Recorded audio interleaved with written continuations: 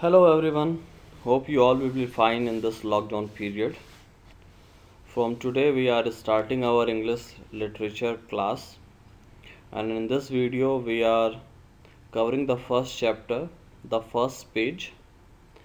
In this video, I will give the explanation of this first page. For your convenience, I have written the meanings of the word.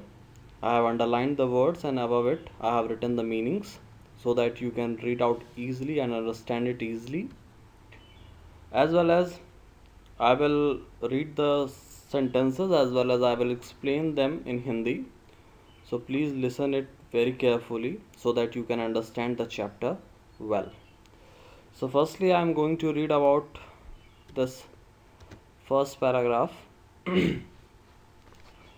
So one thing I would like to tell you that before listening to this video, please open your textbook and place your finger on the sentences which I am going to read. Okay, so let's get started. So the first chapter, the title is Obligation and Consequences. Obligation means what? Obligation means duty, kartavya, and consequences means result, parinam. So this is the title of your chapter, Obligation and Consequences, Duty and Result.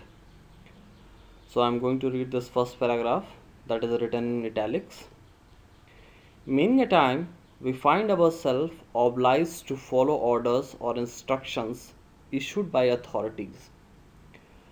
तो author क्या कह रहा है कि अक्सर हम बहुत ही आभारी होते हैं अपनी अथॉरिटीज़ का, जो हमें किसी काम के लिए इंस्ट्रक्शन देते हैं या ऑर्डर देते हैं, वो हम बड़े खुशी खुशी उसको एक्सेप्ट करते हैं. Do we bear the responsibility to assess the consequences that our action at behest of these authorities will have. Author पूछता है कि क्या हम कभी अपनी ये जिम्मेदारी समझते हैं कि जो हम काम करेंगे अपने अथॉरिटीज़ के बिहाफ पे, अपने अथॉरिटीज़ के कमांड पे, जो हम काम कर रहे हैं, जो एक्शन हम ले रहे हैं, उसका क्या रिज़ल्ट होगा, उसका कभी हम आकलन करते हैं कि उसका रिज़ल्ट क्या होगा. Do we have the choice to question the orders issued to us or to not act upon them at all.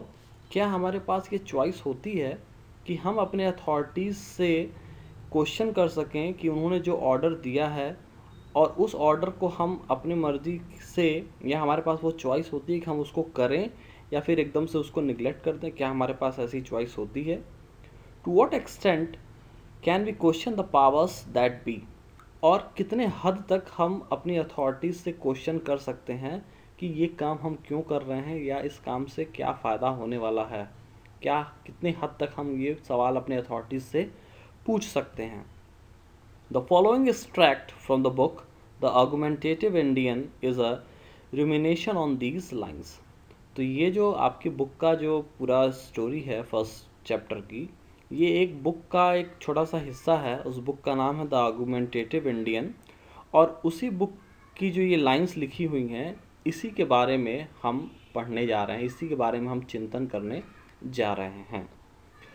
So I am going to read the main para. The famous Bhagavad Gita, which is one small section of Mahabharata, presents a tussle between two contrary moral positions.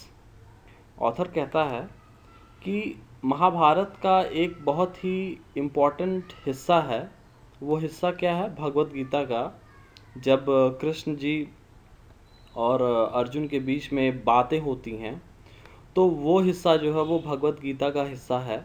और उस हिस्से में अर्जुन के और कृष्ण के बीच में एक वाद विवाद होता है, एक तरीके की टसल होती है, फाइट होती है. Fight in the sense, not in the physical sense. Words में एक दूसरे की बातों को वो और अपनी अपनी बातों को वो रखते हैं एक दूसरे के सामने. But the fight is about the moral positions. दोनों के अपने अपने मॉरल्स हैं, अपने अपने तरीके हैं बातों को रखने का. और वो जो कृष्ण को सही लगता है वो अर्जुन को नहीं सही लगता है, जो अर्जुन को सही लगता है वो कृष्ण को सही नहीं लगता है. तो इस वजह से दोनों के बीच में अपोजिशन हो जाता है. और इसी के बारे में बातें होती हैं उस पार्ट में। Krishna emphasize on doing one's duty on one side and Arjun's focus on avoiding bad consequences। तो वो जो अपोजिशन होता है वो किस बात पे होता है? जो कृष्ण होते हैं वो इम्पोर्टेंस देते हैं कि किसी को अपनी ड्यूटी पे ज़्यादा फोकस करना चाहिए, और वहीं अर्जुन का ये मानना था कि ड्यूटी से ज़्यादा फोकस देना चाहिए कि उस एक्शन से रिज़ल्ट क्या होगा, वो जो बुरा परिणाम होगा उस पर उनका ज़्यादा फोकस था। लेकिन कृष्ण का फोकस बुरे परिणाम पे न था बल्कि उनकी ड्यूटी पे था। तो ये दोनों के बीच में अपोजिशन हो गया था बात का कि कृष्ण चाहते थे कि ड्यूटी को ज़्यादा इम्पोर्टेंस दिया जाए, बट अर्जुन के दिमाग में ये चल रहा था कि ड्यूटी की वजह से जो बैड रिजल्ट्स होंगे उस पर उनका ध्यान ज़्यादा था। The debate occurs on the eve of the great war that is the central event in the Mahabharat.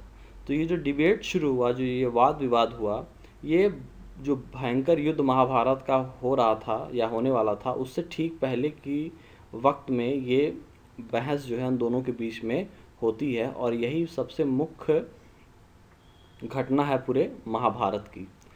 Watching the two armies readying for war, profound doubts about the correctness of what they are doing are raised by Arjun।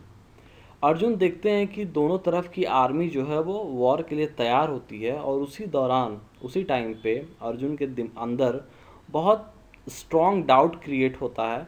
और वो किस regarding होता है? वो इस regarding होता है कि क्या वो जो काम करने जा रहे हैं, जो वो लड़ाई लड़ने जा रहे हैं, क्या वो सही है? इस तरीके का डाउट उनके अंदर क्रिएट होता है। The peerless and invincible warrior in the army of the just and honorable royal family who are about to fight the unjust usurpers, the Kauravas। उनके अंदर ये डाउट हो रहा था कि जो हम काम करने जा रहे हैं क्या वो काम सही है, और वो कहते हैं, वो सोचते हैं कि हमारी जो रॉयल फैमिली है उसमें जो महान महान योद्धा हैं, जो ऐसे योद्धा जिनका कोई मैच नहीं है, या जो इनविंसिबल हैं, जो इतने पावरफुल हैं कि उनको डिफीट नहीं किया जा सकता है, हमारे सेना के जो सोल्जर्स हैं वो लड़ने जा रहे हैं किसके विरुद्ध, किसके खिलाफ? वो लड़ने जा रहे हैं कौरवास के खिलाफ, जो कि यूसर्पर्स थे, मतलब ऐसे लोग थे जिन्होंने ज़बरदस्ती किसी पावर को इलीगल तरीके से हासिल कर लिया हो। उन कौरवास के खिलाफ ये जो पांडवास थे वो लड़ने जा रहे थे। Arjun questions whether it is right to be concerned only with one's duty to promote a just cause and be indifferent to the misery and the slaughter even of one's kin that the war itself would undoubtedly cause.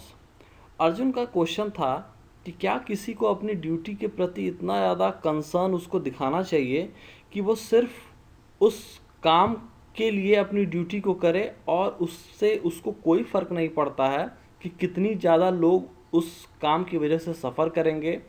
जिस तरीके से कसाई खाने के लिए लोगों को अनावश्यक मारता है बिना किसी भाव के, उसके अंदर उसके प्रति किसी भी प्रकार की दया भावना नहीं आती, क्या उस तरीके से आदमी को हो जाना चाहिए?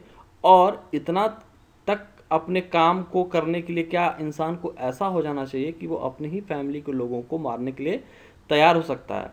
क्योंकि अर्जुन का ये मानना था कि अगर लड़ाई होती है तो लड़ाई खुद ब खुद ये सारी चीज़ें अपने आप कर देंगी। कौन सी सारी चीज़ें कर देंगी? वो लोगों के अंदर मिजरी ला देंगी, सफरिंग्स ला देंगी पूरे पॉपुलेशन में, एज वेल एज बहुत सारे लोग जो है स्लॉटर की तरह, मतलब कसाई की तरह मारे जाएंगे।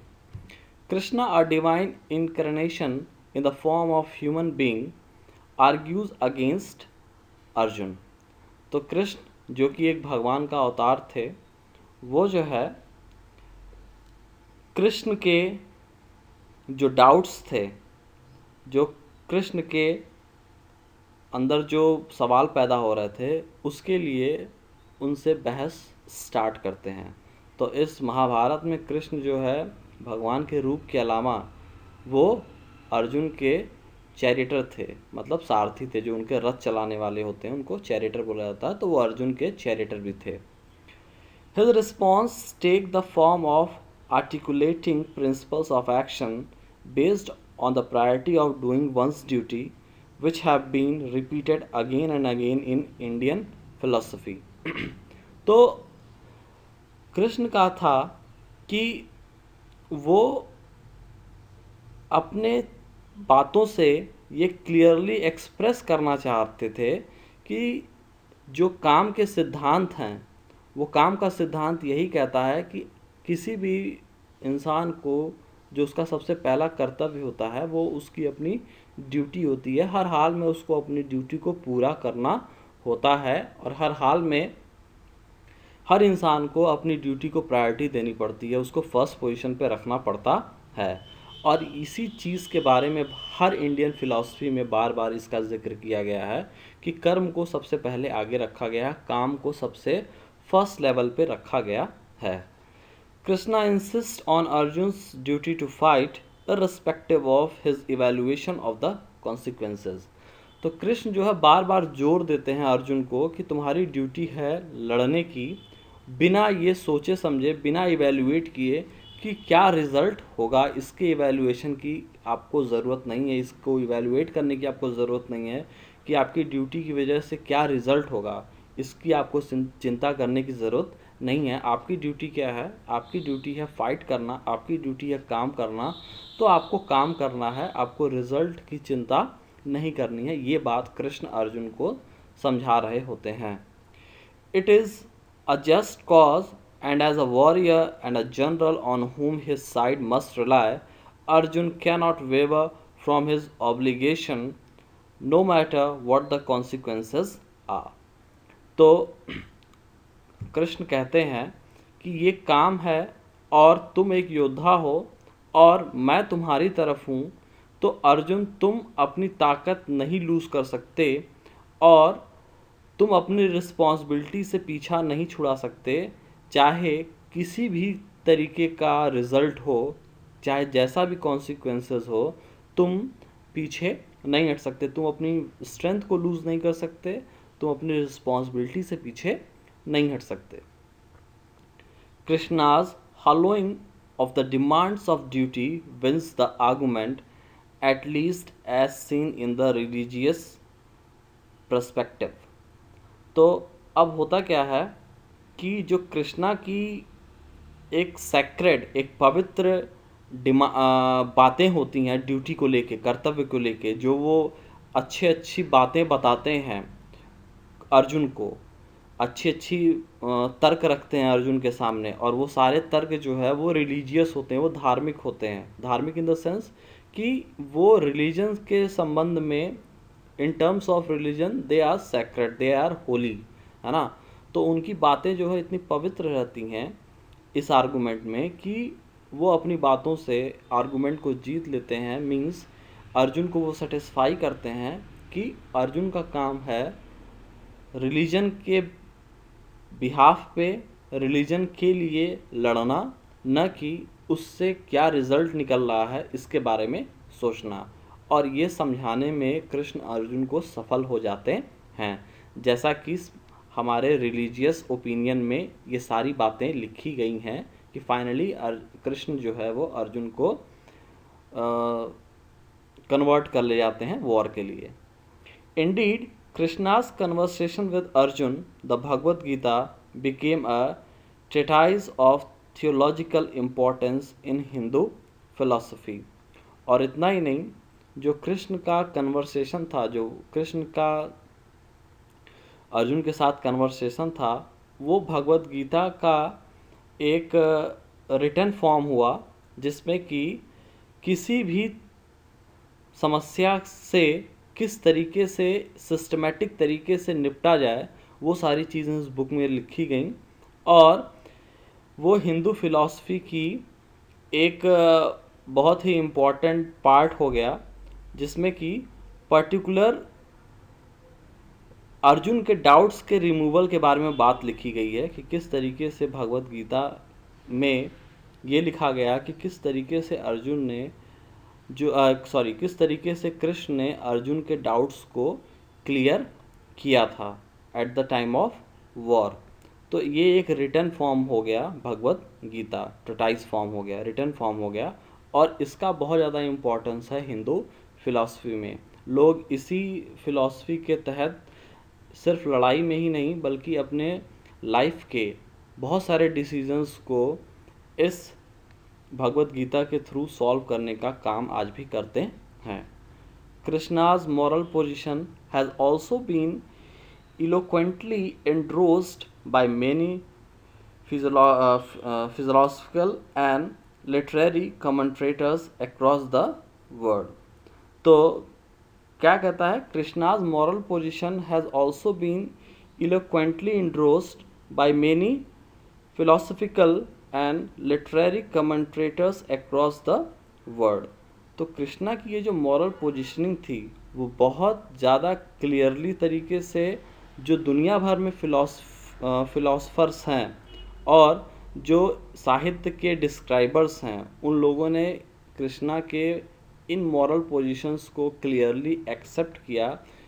उसकी नैतिकता को, कृष्णा के ये जो नैतिकता उन्होंने दी थी भगवत गीता में कि इंसान को अपने काम को सबसे पहले रखना है, ये चीज़ वर्ल्ड वाइड फिलोसफर्स जो थे एज वेल एज जो लिटरेरी कमेंटेटर्स थे, मतलब साहित्य के जो डिस्क्राइबर्स थे पूरी दुनिया में, वो सारे लोग इस बात से एग्री किए कि इंसान को अपने काम को सबसे पहले रखना चाहिए। So we have read the first chapter of this book. The next page we will discuss another day. Till then, whatever the meanings that I have written, you learn it and we will meet the next day. Thank you.